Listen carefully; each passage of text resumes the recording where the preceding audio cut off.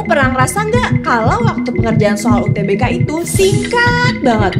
Padahal soalnya kan baik banget ya. Nah, biar nggak kehabisan waktu pas lagi ujian, kamu mesti tahu nih strategi yang tepat buat memanage waktu pas ujian. Ada 3 konsep untuk mengatur waktu saat kamu mengikuti ujian. Penasaran? Yuk langsung aja kita bahas. Ketiga konsep mengatur waktu itu diantaranya manajemen stres, menerapkan thinking framework, dan memahami 2 cara berpikir manusia. Konsep yang pertama, manajemen stres.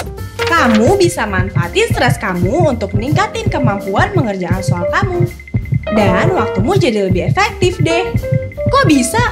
Bisa dong. Caranya, kamu harus ngatur tingkat stres kamu ke tingkat yang optimal. Kalau stres kamu berlebih, malah yang ada kamu nggak bisa ngerjain soal.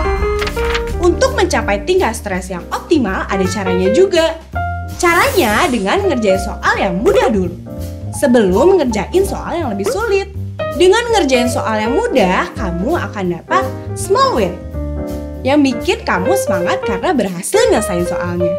Hal ini sama kayak kamu lagi main Mobile Legends. Kalau udah menang, kamu bakalan senang dan akan main lagi, dan lagi. Sampai kalah, terus bete.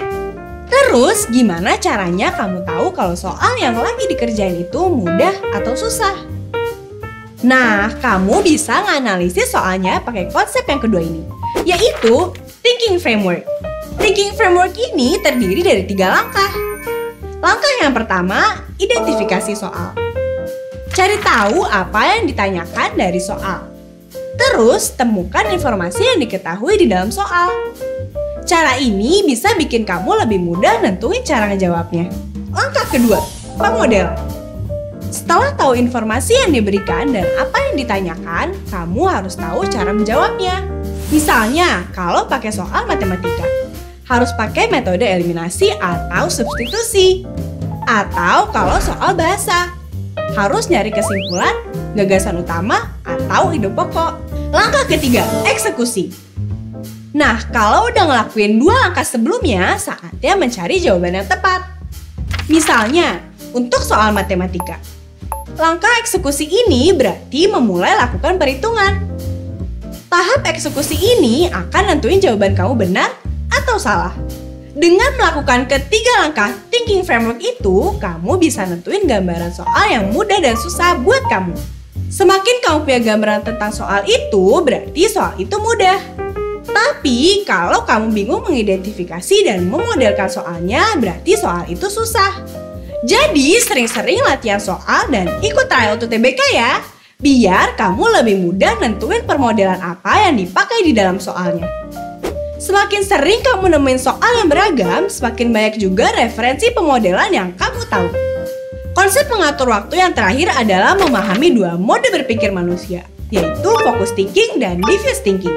Focus thinking bekerja saat kamu mendapatkan soal yang udah kamu pahami konsep dan rumusnya. Ketika dalam mode ini, kamu bisa langsung fokus ngerjain soalnya karena kamu udah tahu apa yang harus kamu lakukan.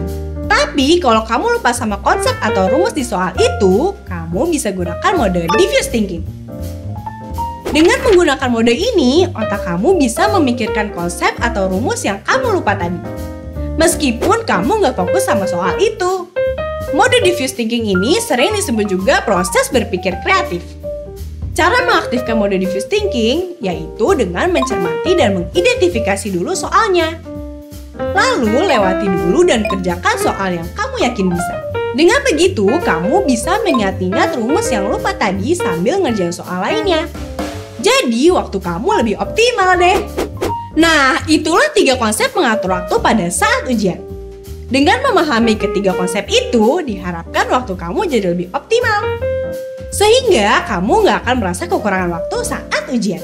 Oke deh, sekian dulu video kali ini. Jangan lupa like, komen, subscribe, dan aktifin loncengnya biar kamu nggak ketinggalan video terbaru dari Pahami 5. Dadah!